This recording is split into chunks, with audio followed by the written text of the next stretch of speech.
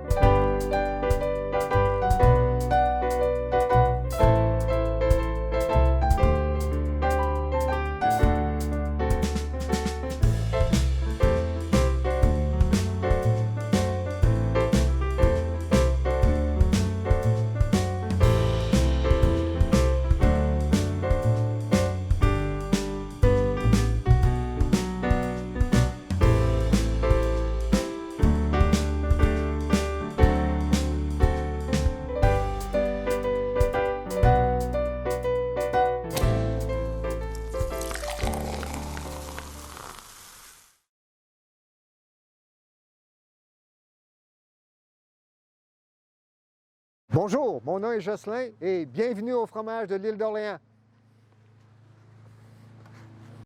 Les fromages font partie des habitudes alimentaires du Québec. Les fromages sont classés en famille parce que leur profil organoleptique est différent.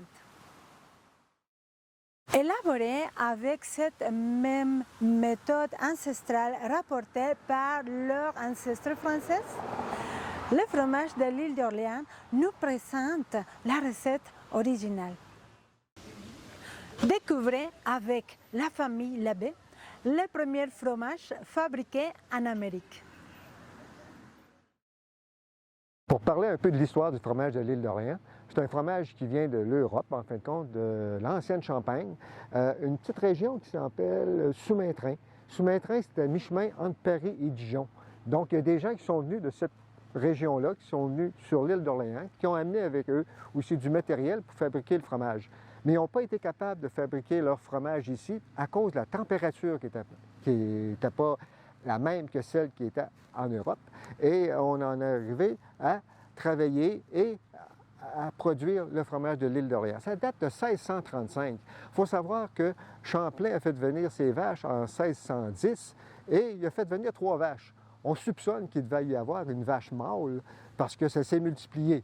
Donc, on est arrivé à produire le fromage de l'île d'Orléans dans des conditions bien spéciales parce que ça prenait une température, pas d'humidité, donc il fallait que l'air soit sec et ça prenait aussi du froid. Donc, c'est pour ça que c'est un fromage qui se fabriquait uniquement à l'automne et à l'hiver.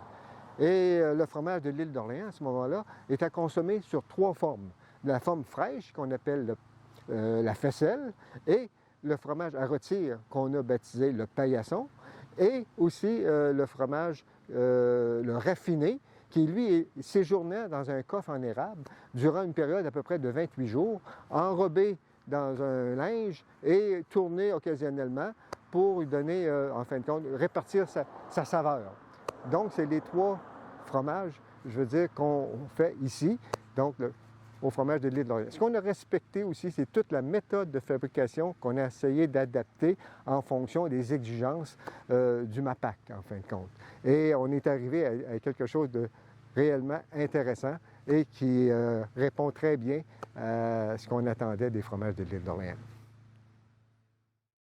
Au XVIIe siècle, les Français qui se sont établis sur une île baptisée l'île de Bacchus par Jacques Cartier ont commencé à s'arranger pour couvrir leurs besoins alimentaires. Les nouveaux arrivants avaient apporté avec eux une valise remplie d'espoir, de souvenirs, de costumes et de gastronomie, bien sûr. Ils ont commencé à élaborer leur propre fromage à partir d'un procédé ancestral champenois. Bonjour, Mon nom est Jocelyn Labbé. Je suis copropriétaire des fromages de l'île d'Orléans, en compagnie de mon épouse, Diane Marcoux, et mes deux filles, Noémie et Marie-Ève. Pour vous parler de la fabrication du fromage de l'île d'Orléans, comme on faisait à l'époque, on allait chercher le lait dans une chaudière, on remplissait ça de lait au complet, et on mettait de la présure. La présure, c'est une petite enzyme qui vient du 4e estomac d'un veau. Et on prenait cet estomac-là, qu'on coupait, qu'on broyait, et qu'on mettait cette poudre-là dans le lait pour le faire cailler. Le 4e estomac d'un veau, on appelait ça aussi la caillette, ce qu'on appelle encore aujourd'hui comme ça. Et ça empêchait le lait de surir. Un lait qui est suri, bien évidemment, ça ne donne pas un bon fromage. Un coup qui était caillé, on coupait en fin de compte ce caillé-là avec un couteau ou avec une louche et on remplissait un moule comme celui-ci qu'on remplissait à rebord. Et là, à ce moment-là, on le laissait égoutter. Le égoutter, c'était encore du petit lait, ce qu'on appelle aujourd'hui du lactosérum. Et on récupérait ce petit lait-là pour donner aux cochons. Donc, on s'en servait pour nourrir des cochons. Mais ce qu'il faut savoir aussi, c'est quand on remplissait un rebord, notre rendement est de 10 % à peu près. Donc, ça prend beaucoup de lait pour faire un petit fromage. Et on disait que c'était un travail de femme, parce que ça prenait une petite main délicate pour pouvoir pénétrer à l'intérieur du moule et aller tourner le fromage sans le déchirer. Et c'est parce qu'à l'époque, les hommes auraient pu le faire, mais on travaillait très fort. Et ma main qui est là, bien, à l'époque, les gens avaient des mains 2 fois plus grandes que la mienne.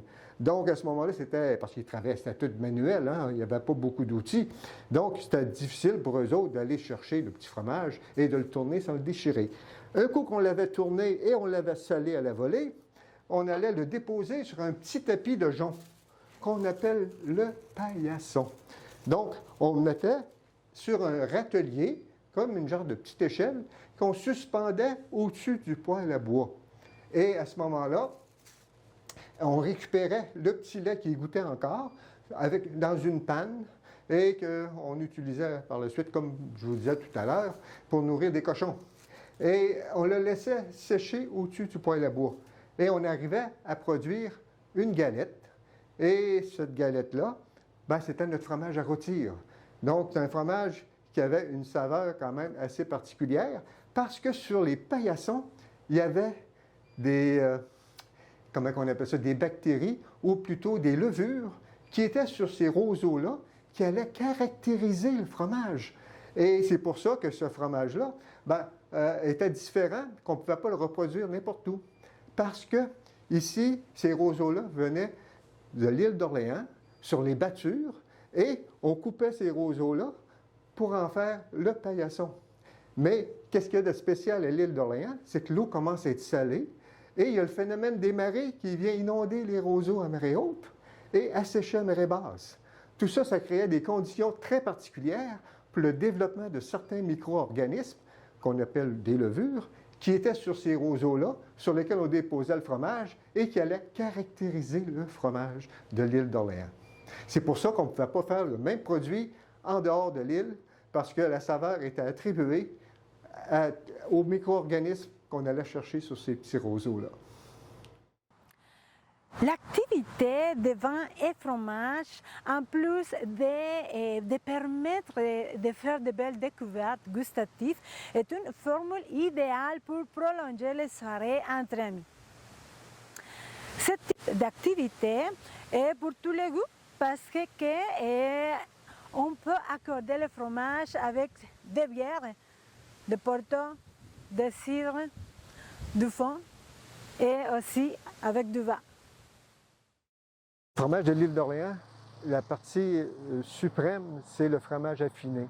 C'est le fromage qui, 28 jours, était dans un coffre en érable, placé dans un vide sanitaire. Et on allait tourner ces fromages-là qui étaient enroulés dans un coton en fromage, qu'on pourrait dire. Et c'est là qu'il allait chercher toute sa saveur. Il y avait la caractéristique assez spéciale de ne pas goûter ce qu'il sentait. Nous, on a réussi à reproduire ce fromage-là et en respectant toutes les normes et on est très fiers du résultat qu'on a obtenu. Par contre, il n'est pas encore sur le marché officiellement parce qu'on a trop de demandes en rapport avec notre paillasson et on veut toujours garder le caractère artisanal pour ce produit-là. Donc, c'est pour ça qu'on a toujours retardé la mise en marché de ce produit-là, qui va arriver incessamment parce qu'on a amélioré un peu notre fromagerie pour être capable de produire avec toutes les demandes qu'on reçoit. Pour longtemps, nous avons pensé que les fromages vont s'accorder mieux avec les vins rouges. Par contre, la plupart des fromages vont mieux avec les vins blancs. Dans ce souper, on commence avec les bulles, les vins blancs, les vins rouges. Pour manger, on commence avec les canapés, et puis la salade, et puis les plats principaux, que c'est normalement de la viande rouge. Bon, avec les plats principaux, on va prendre un vin rouge. Après, les plats principaux, c'est le dessert ou le fromage qui arrive. Donc, le vin rouge est déjà servi. Donc, on profite pour prendre le fromage avec le vin rouge. Et c'est pour ça qu'on pense que les fromages vont s'accorder mieux avec le vin rouge. Cependant, la plupart des fromages vont mieux avec du vin blanc. La famille des fromages bleus vont développer des arômes et des saveurs beaucoup plus puissants. Donc, le type de lait, la texture et la présence du sel vont provoquer un accord de contraste sucré-salé.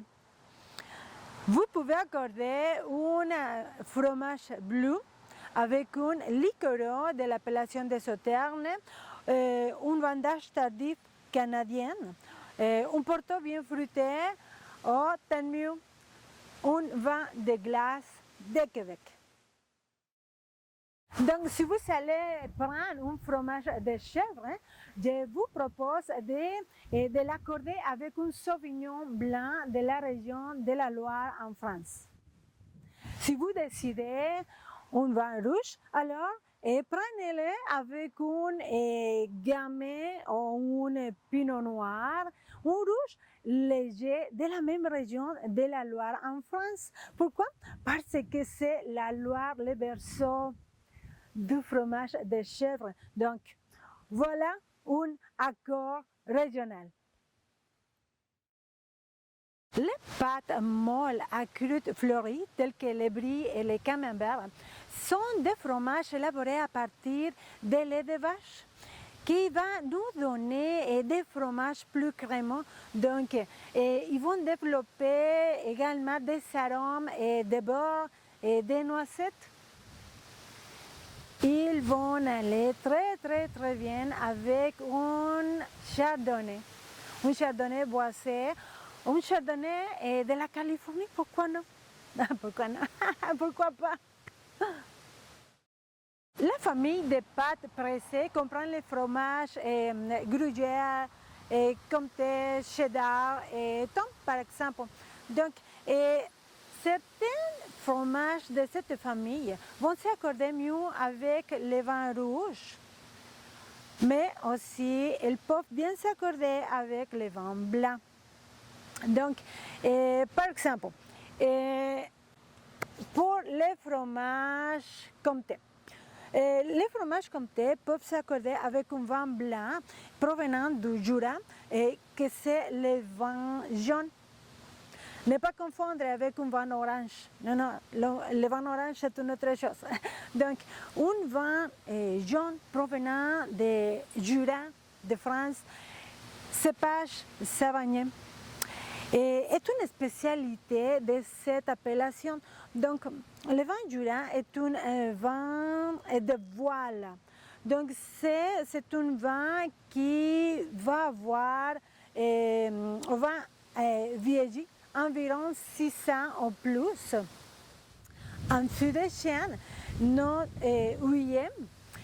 Et puis, il va développer des arômes de noisettes et un caractère assez rancio. Les vins de Jura vont bien y aller également avec la fondue au fromage. Donc les cépages Sauvignon, Chardonnay de la région de Jura et Savoie à la France vont super bien y aller. Là, un fromage Tom par exemple. Le fromage Tom va bien y aller avec un vin rouge corpulent, costaud, avec les tanins bien présents, par exemple, avec un rouge de la Rioja ou un Bordeaux, le fromage Comté, le fromage Tom va bien y aller. Et le fromage Comté avec du vin blanc du Jura.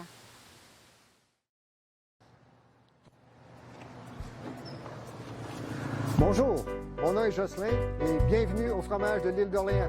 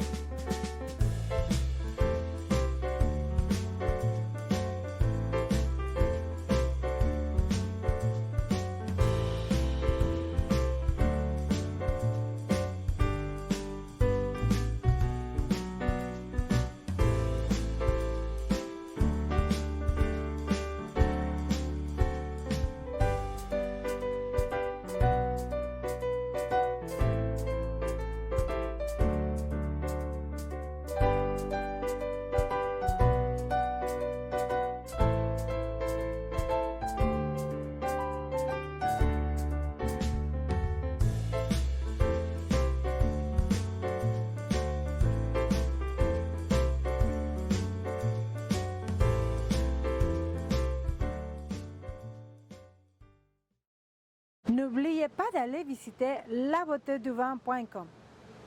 Si vous aimez lire de belles chroniques tout concernant le monde de l'alcool, des spiritueux, la gastronomie, tout ce qui passe au Québec ainsi qu'à l'extérieur, allez labeauteduvin.com.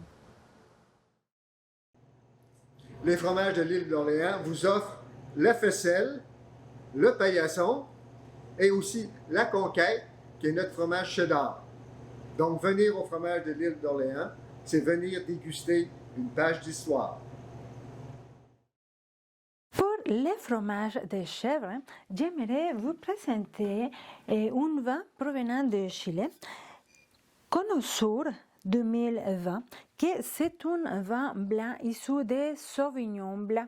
Donc, nous sommes avec un vin vegan, un vin issu de raisins biologiques, un vin avec une bonne fraîcheur, une bonne acidité, une bonne longueur, un vin sec, et un vin qui dégage beaucoup d'agrumes et beaucoup de citron et beaucoup de pamplemousse surtout. Donc, Sauvignon blanc. Conosur 2020 pour les fromages de chèvre ira très très bien. J'ai également avec moi un chardonnay qui vient de la France. Donc, Macon AC 2019 est un vin issu de chardonnay, un vin vif, un vin frais, un vin avec une bonne longueur et un vin qui dégage beaucoup de fruits blancs tels que la poire, la pêche, quelques notes de beurre et dégage la miel également, les melons également. Donc, Macon AC 2019 ira très bien également pour le fromage de chèvre. Si vous préférez un vin rouge pour le fromage de chèvre, je vous propose que ce soit des cépages légers comme un gamay ou un pinot noir par exemple. Concernant les fromages de croûte fleurie, comme les brie, comme les camembert par exemple, je vous propose un chardonnay aussi, mais un chardonnay un peu plus en ton, un peu plus rond en bouche, un peu plus aromatique, un peu plus fruité.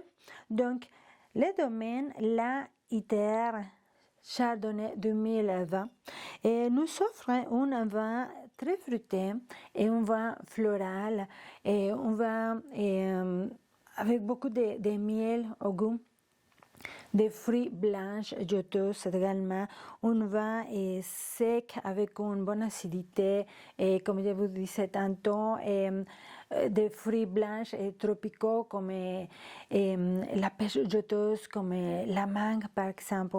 Donc, le domaine La Iter 2020, c'est un chardonnay français qui vient des côtes de Gascogne, qui ira très bien avec les fromages des croûtes fleuries comme les camemberts, comme les brie. Si vous aimez les vins rouges avec les fromages brie, les camemberts, j'ai Château de Gorgasso 2019. Donc, c'est un vin rouge français de Languedoc-Roussillon qui est sec, fruité, un bon langueur et une bonne acidité, beaucoup de fruits noirs et les tanins sont souples et c'est un vin qui va dégager des arômes de garrigue et de violettes. Château de Gorganceau 2019. Bon, le domaine Château de Gorganceau, ça fait 40 ans qu'il est établi ici dans les tablettes de la succursale d'alcool. Donc, vous me direz, c'est bon pour avoir 40 ans. Donc, c'est un vin généreux, un vin sec qui ira très bien avec les camemberts et les brie. Un autre vin qui ira très bien, un cépage Syrah ira très bien avec les fromages et des croûtes fleuries. Donc, voici un vin américain, un vin de la Californie, Six Sense, qui est élaboré avec les cépages Syrah.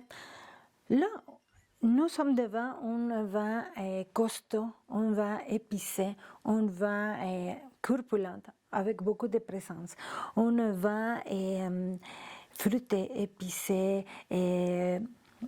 boissé, un vin avec les tanins assez solides et présents, un vin sec, un vin vraiment succulent. Le Syrah est un cépage qui ira bien également avec les fromages brie, les fromages camembert.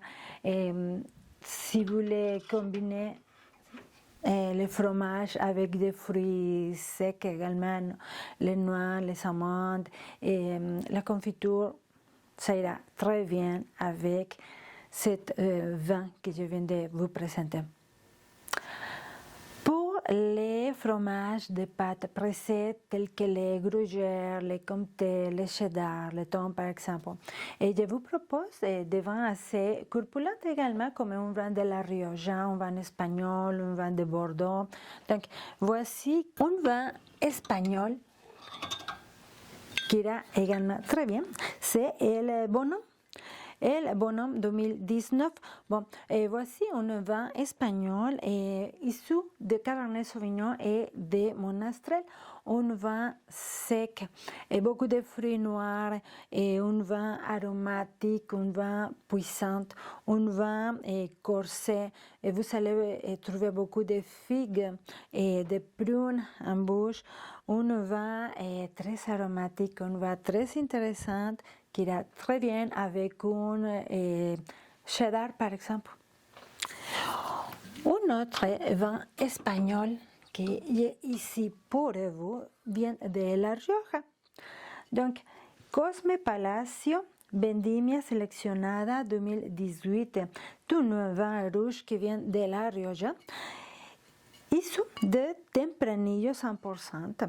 Et c'est un vin avec du caractère, un vin puissant, un vin corpulent, un vin fruité, beaucoup de fruits rouges, un vin qui va dégager beaucoup de arômes de torréfaction. Et les tanins sont assez fermes, donc je vous propose de les garafer avant de les servir. Et c'est un vin qui a passé environ 13 mois un fût de chêne neuf.